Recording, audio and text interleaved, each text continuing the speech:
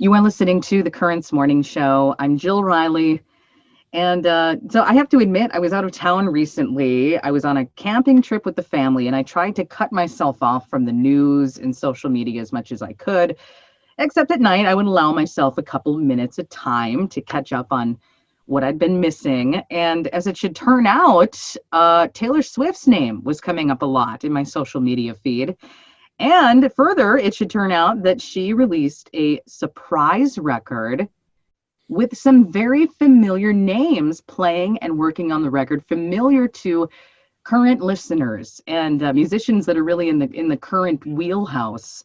And the record is called Folklore, and it's a really surprising sort of departure for Taylor Swift. And she called on Aaron Dessner of The National to work on the record with her. And as I was looking at the credits, Justin Vernon's name popped up, Bon Iver, and also a local Twin Cities drummer, and that would be JT Bates. JT, how are you doing? I'm pretty good. How did you end up on a Taylor Swift record? Well, because Aaron, I've worked with Aaron for the last couple of years, the Big Red Machine, Lone Bellow, various other sessions he's been hiring me for. And done a few things for him since COVID began. We've been, we're always texting and talking, and he's a very inspiringly creative person who just is really constantly making things, and it's pretty incredible. And so he contacted me at some point and was like, "Hey, got this special fun little project going on here. Can you record some drums on a few songs for me?" Because obviously we're all recording remotely at this point. So it was very hush hush, the whole thing, obviously not really letting out any information as to who this person was or anything like that. And so then you do these things and you send them off and you don't really know what it's going to end up being or what it's going to be like. And then sometimes, I guess, apparently it's a Taylor Swift record. So was there some kind of code word like Operation blah, blah, blah? I mean, did you even know that it was a Taylor Swift song when you started recording? No, I didn't. So what did you get? You got like a music track? Yeah.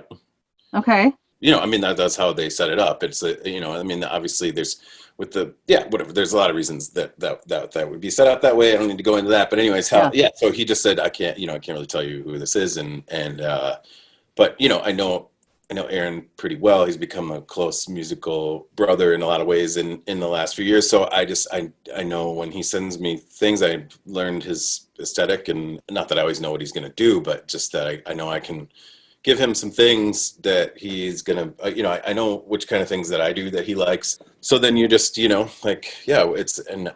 lot of this going on. It's like, someone sends you a song, and normally we'd be hanging out in the studio talking, and maybe I'd even be listening to the artist sing the song while I'm, maybe not a finished vocal, but like something's there. When you're at the studio, usually there's something to play to or something like that. So it was a really different experience, but really fun. And then he contacted me very early in the morning on Thursday and was like, "Buddy, it's Taylor Swift." And I was like, I can't.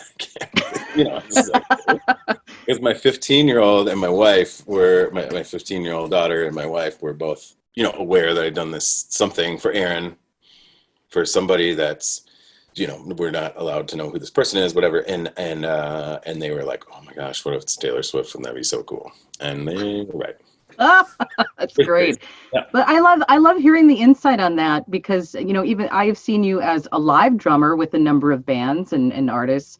But kind of to get that inside view of, what it's like to be a session drummer. And it's not unusual for you to get maybe sent something, or just like called into a studio, or you get something sent to your studio and it's like, "Hey, can you play on this?" I mean, that's not a totally unusual thing in your world. No, it's not. And honestly, during quarantine, if anyone out there wondering how their favorite artists are still putting songs out and still releasing music, and that's how it's happening. That's how it's all happening. I have a handful of friends I know who have gone to a couple studios and done actual physical sessions, but it's really interesting. It's really fun. There's some really fun parts of it for me, because I can sort of be here and I can spend all day, you know, whereas maybe normally that would be wasting someone else's time. I can really kind of like get lost and go down a rabbit hole trying different things. Sometimes it just happens instantly and I can't even believe how quickly I'm sending something back to someone, you know.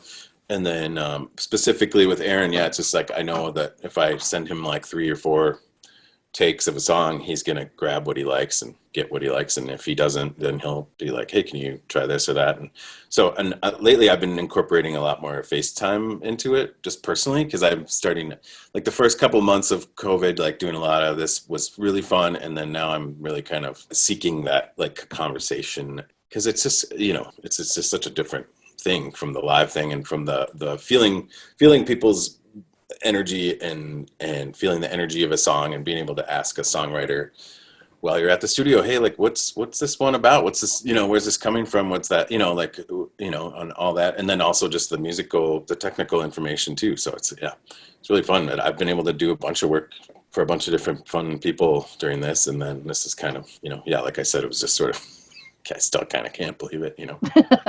We're talking about Taylor Swift's new record, Folklore. I'm talking with Twin Cities drummer JT Bates about playing on a couple of the tracks. So Epiphany, 7, and Last Great American Dynasty are the songs that you play on. So when Aaron Dessner sent you those tracks, what kind of direction did he give you? Or did he, you know, he probably knows you well enough where he's like, hey, can you come up with a couple different things on this? Yeah. It was a little different. I mean, I don't know how familiar you are with the Big Red Machine stuff, but you know, so a lot of on that record and a lot of that music that I play on, that he's got so much drum programming going that a lot of times from me, he's looking for the opposite of that, sort of like the more like live activity action, sometimes I call it, or smearing things, like where I'm like maybe not trying to play exact, you know, because there's a machine playing the beat, so maybe I can be more of a color, more of a texture, things like that. But he did say kind of out of the gate on this one, like this is going to be more of a pop-y sort of thing. So I'm not really looking for like the Big Red stuff. And so like on the Last Great American Dynasty, he was like, he just really wanted me to kind of get in. There's a beat that he programmed and I'm basically just doubling that just to have it kind of fills it out in a different way when there's live drums. 7, he just was like, you'll know what to do on this one. It's kind of straight, you know, it's kind of a straightforward thing. So, but you know, then texturally, I think on that one, we did a little back and forth of trying out different dynamics of the drums, you know, because it can, you know, and again, that's stuff that if we're all in a room would be like a 5-second decision. But this was like, I do something, I email it to him, he texts me back, you know, it's like whatever. And then the Epiphany, yeah, he was like, yeah, just like a little bit more of an orchestral sort of thing. So I did a couple different things, and then they ended up just using actually just one part of it, but used it throughout. And that's, you know, an interesting part about working with a lot of modern producers is it's so easy to grab just a certain part that they like or something that grabs their ear, and then you might do a lot of work and then they might just use one little part. Just like a little. You know, but that's fine too. And that's something I had to learn. That's something I've learned how to be really comfortable with now. And now I'm really, and then it's a really great, like unattached feeling, you know, to just be like, well, here's a bunch of stuff. You're going to use what you're going to use anyways. And if you want something more specific, you'll tell me, you know. That's a great part about Aaron. And that's like how he, you know, included so many of his good friends and collaborators and our other good buddies on this recording, and friends and family of his and stuff. You know, it's like he knows, he sees people's strengths that way and understands how they could be an asset to a certain song or to a certain vibe or texture or something like that. I'm talking with Twin Cities drummer JT Bates, who plays on a few of the songs, the new Taylor Swift record. And you mentioned friends and family, and I'm really impressed by Aaron Dessner's ability to keep a secret from you, because when it comes to my close friends, I just feel like if I was pushed even just a little bit, like, come on, Jill, what is this? I'm like, okay, here's what it is, but don't tell anyone. I mean, but that's pretty impressive. There's, you know, you want to get called back for more of these things. Right. So there's partly a part of that is also just, you could tell he felt funny about when he did call me. I mean, he was like, oh man, I can't even, he's like, I had to, you know, I signed, you know, obviously this is contractual stuff for him. So it's like, he's not gonna, you know, anyhow. So, right. And then me to be, you know, of course I was really curious, but I know Aaron pretty well. And he's a, you know, just a kind of a to himself sort of fella, and so I wasn't gonna. He's not someone that I would bug like that anyhow. But I mean, I was definitely curious, but I'm also good at. I've learned over time just waiting for surprises or whatever. I'm like, all All will right, be revealed. Right. so, It's like he just worked with Michael Stipe. Let's see, who could it be next? that was another crazy. I Right. put out that song too for him. It's like, okay, man, I guess we're playing with Michael Stipe. Great, cool. Great. Yeah, thanks, Aaron. JT Bates, talking with JT Bates. Now, you've talked about, kind of having a lot of time and space during the pandemic to either work on session work for other people. But this makes more sense probably for the sake of this video. But is this your studio that I'm looking at behind you? Yeah, this is my studio. You can see there's my drums. Wow. It's a beautiful old room, and I split this studio with Holly Hansen, and so it's been great for us because she, previous to the quarantine, was producing a lot of bands and recording them, and they would have been normally set up in this room where I am, and she has a control room through the door, and so she obviously is on that. Bands aren't getting in studios and recording, so I was able to. It's been just a real win-win for us because I'm able to help her keep her spot and not to worry about all the rent. And then I have a spot because I normally was recording some drums at my house, but now everyone's at my house. And if you live in a house with a drummer, well, Right. Right. Anyway, so at some point I was like, maybe I'll find a place. Anyway, so it's just really worked out well. So I've been here a lot and working on a bunch of different stuff for a bunch of different people. Like, I did a Flock of Dimes, some tracks for Jen, and I got to play on this really fun track, this band called Folk Uke. That's like Amy Nelson and Kathy Guthrie. They made this track called Small One, and I got to play on that. And then we did the Michael Stipe thing came out, which we had actually tracked that before. And then just working with a bunch of different people and then also working on some of my own music too, which is great. So because I actually have a dedicated spot, I'm like, we'll work on some music for others, and then I am here, and I'm like, oh yeah, I can work on my own music. So what are you up to as far as your own music? Bunch of different things, but mainly the thing I'm most excited about, and that is actually finally getting finished now, is most people are kind of surprised, I guess, usually, but I make a lot of music that has no drums at all, like just ambient music. So very drone-y, like kind of, coming out of like the Brian Eno school of things, just very minimalist. It's music that's really important for me, just in a sort of mind clearing, head clearing space, like just that music in general. I'm not talking about my own music. I'm just saying, like, I love that music, and I feel like, if you're listening to jazz music, you're trying to kind of analyze what's going on there. And if you're listening to the lyrics, you're wondering what this other person is thinking about. And, sometimes it is a while before you get around to kind of getting into your own thoughts while you're listening to music, which I think is a pretty important part of music. And there's a meditativeness for people there.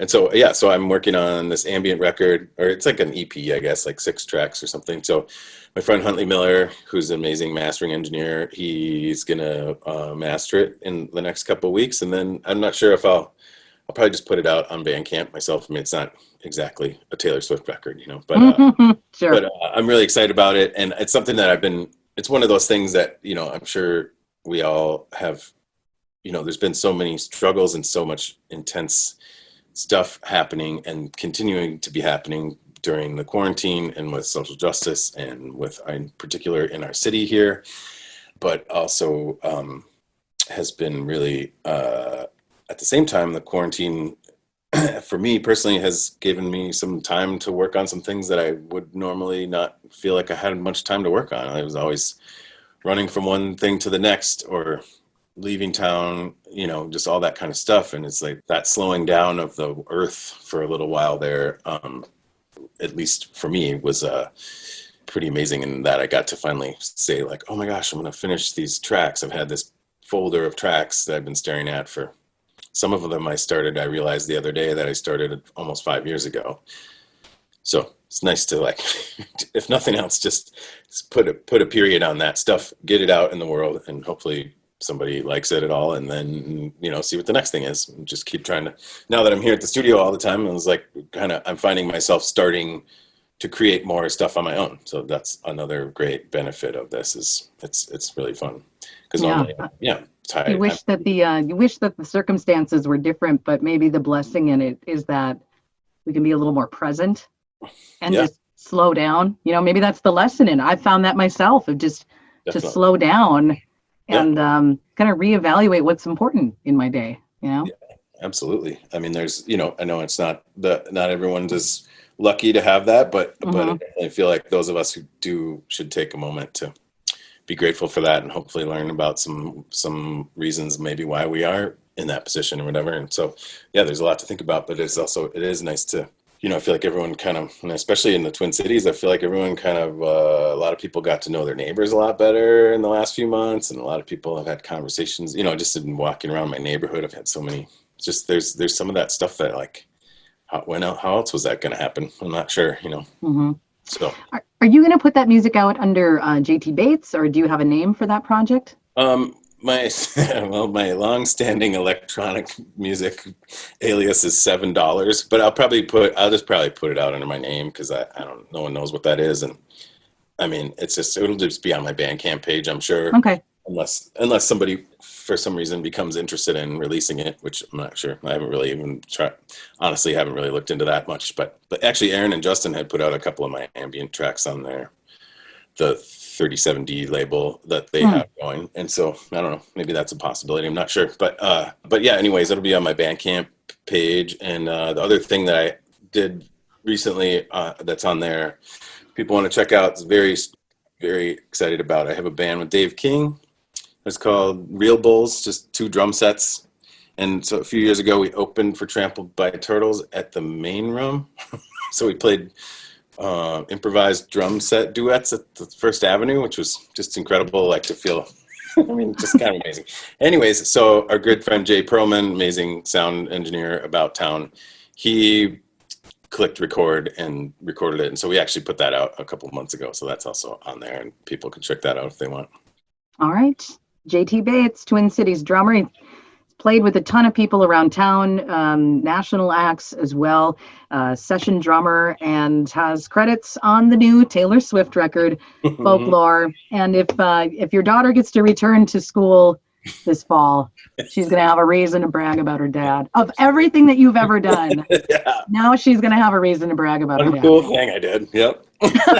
That's usually how it goes. Yep. All right, JT Bates, thanks for checking in with the Currents Morning Show. All right. Thanks for having me, Jill.